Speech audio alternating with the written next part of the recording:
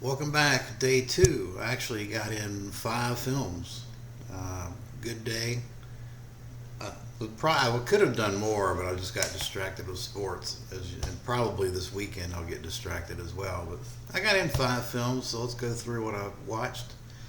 First up is the seven release for Primitives, also known as Savage Terror, 1978, 1980. This is an Indonesian cannibal film directed by, it's one of those Bollywood films directed by um, Siswaro Putra, who I think also did The Snake Woman. He did a few of those Bollywood films. This is actually a cannibal film that's very tame on cannibalism, but it ups the ante, if you will, on animal cruelty. In fact, there's a scene that I wasn't.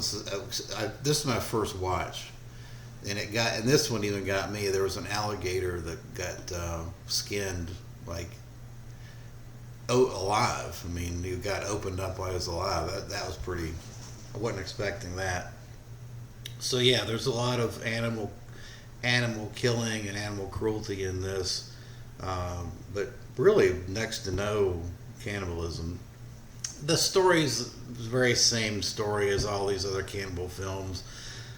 Unfortunately, that I like the cannibal subgenre, but let's face it. I mean, it's very hard to get off the main storyline. The storyline is a group of tourists or a group of thrill seekers go deep into the jungle looking for savages. I mean, and they find them. I mean, that's basically what this is three students looking for kicks, looking for something interesting, go deep in the jungle looking for real savages, if you will. So, and they find it.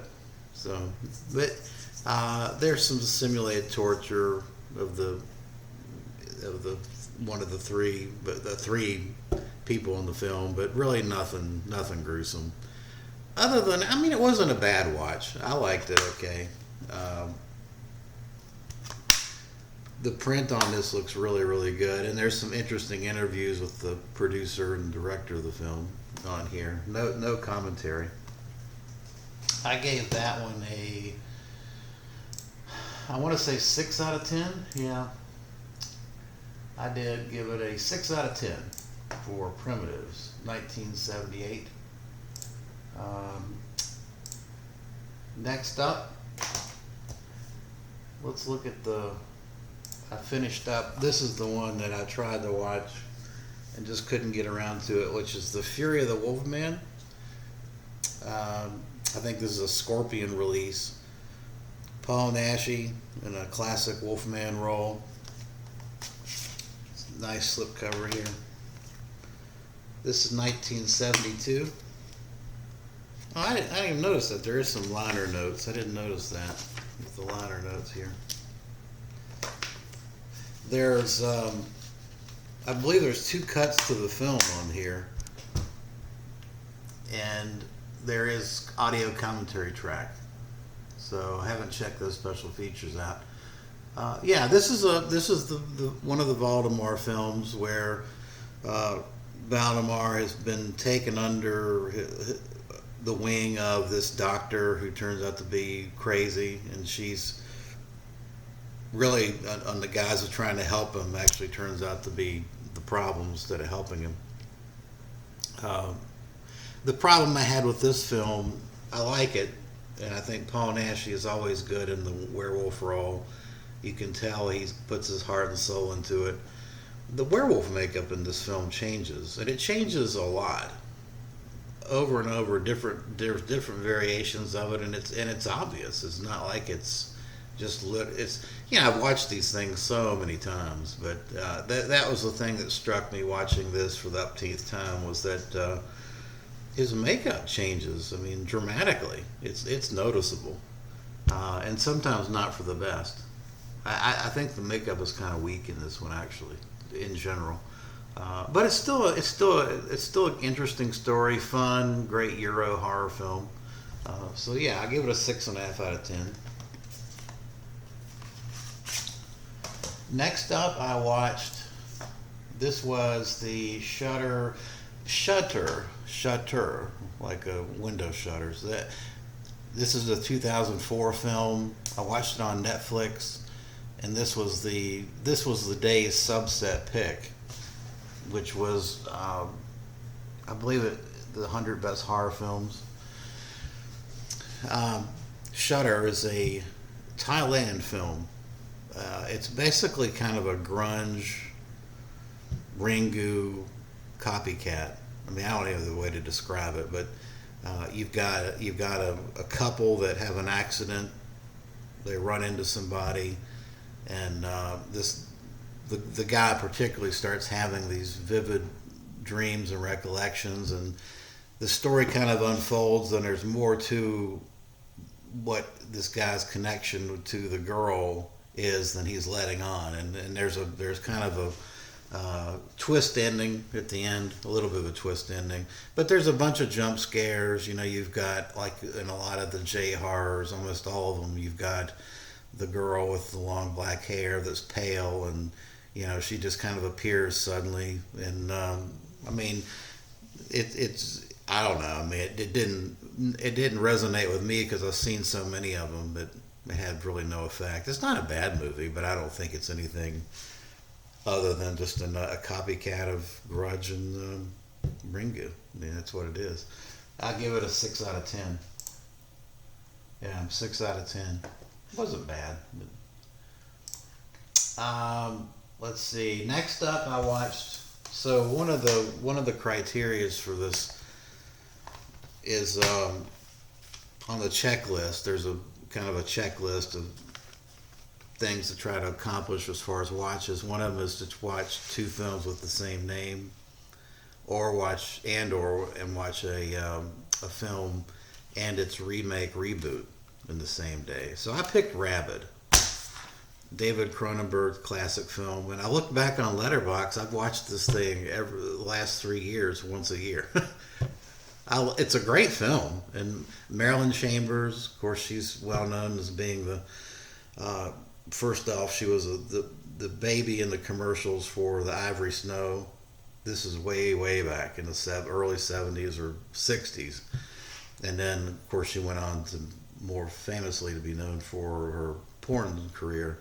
But she is fantastic in this. It's a damn shame that she didn't go on to do other non-porn roles, because she's a really talented actress. I mean, I thought she carried the film every time I've watched it.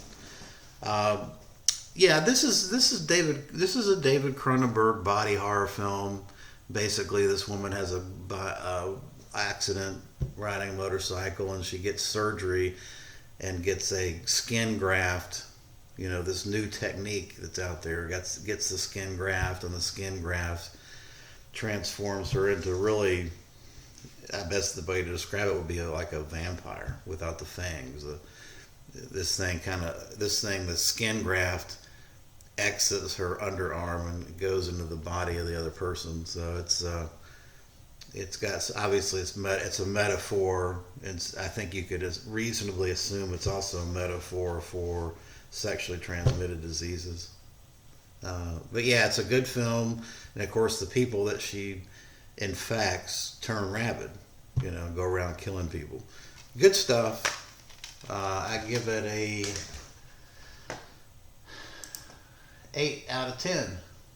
It's a classic, and this Arrow release is pristine. Looks fantastic. There's a separate disc of special features, which I haven't got to that yet, but I will. Next up is Rabid the remake, and this is the Soska Sisters remake. 2019, I believe. Yeah, 2019. So the Soska Sisters take a crack at Cronenberg's film, and I think basically for the first act is essentially the same story. In fact, a lot of some of the dialogue is a lift over from the original film. The only exception is that Rose in this film is. They've thrown in this fashion. She's got a fashion career where she works for this fashion designer, and so that sub story is kind of in the storyline. Whereas in the original, the Rose that we're talking about really didn't. There wasn't a real sub story or backstory to her. Um, but yeah, so you've got the fashion story going on, along with the fact that this woman has an accident on I think it was a bicycle, and she has surgery. But this time it's stem cells. So we've upped the ante into the 21st, 22nd century with the stem cell research. But still, it's a skin graft. And the skin graft, when they go on to put it on her face, is kind of almost alive. It looks like a living entity. This piece of skin. The other twist to this, other than the first film, is that grotesquely, she's the accident left her grotesque. I mean, she's missing half the skin off of her face and off her jaw, and this surgery initially was a tremendous success because she looks pristine, beautiful, you know. But then, of course, things go awry, similar to the first film, where she's transformed into a need for blood, basically.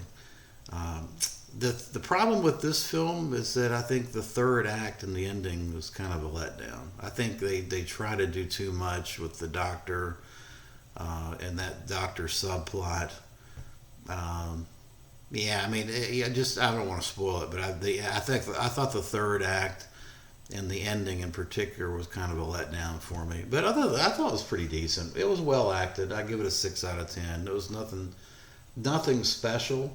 I mean, certainly doesn't compare to the original, but wasn't bad. Okay, well, that's going to do it for day 2 of the 100 horror films in 31 days. If you've seen any of those films or have any thoughts, feel free to leave comments below. Thanks.